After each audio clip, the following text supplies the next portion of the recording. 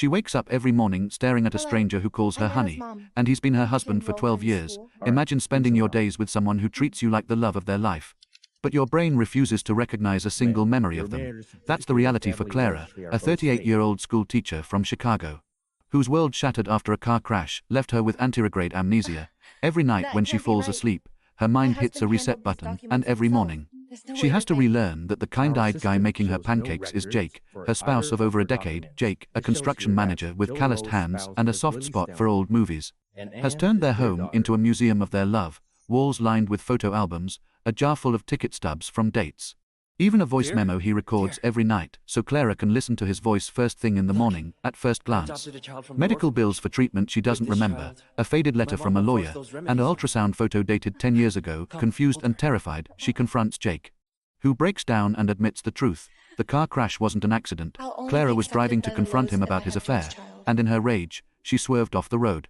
The amnesia erased not just their marriage, but her anger, her pain, and the child she was carrying. Here's where it gets messy. Jake didn't just stay to take care of her.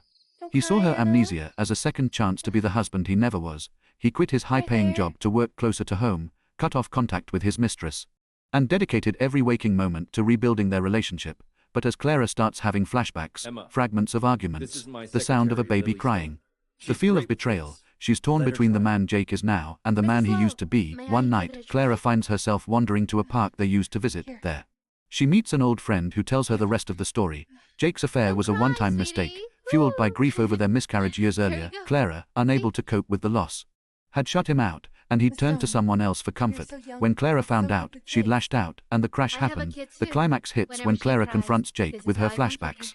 He doesn't deny it. Instead, he gets down on his knees and begs for forgiveness, not for the affair, but for keeping the truth from her. He tells her he was scared that if she remembered everything, she'd leave him, and he couldn't bear to lose her again. Clara is devastated, but as she looks into his eyes, eyes that have cried with her, laughed with her, and loved her even when she didn't love herself, she realizes that people make mistakes, and love is about forgiving, not forgetting. In the end, Clara chooses to stay. She doesn't magically regain her memories, but she builds new ones with Jake, memories of honesty, trust, and second chances. The couple starts attending therapy together, and Clara learns to accept her past while embracing her future. It's a reminder that love isn't perfect, but it's worth fighting for, even when your own mind is working against you.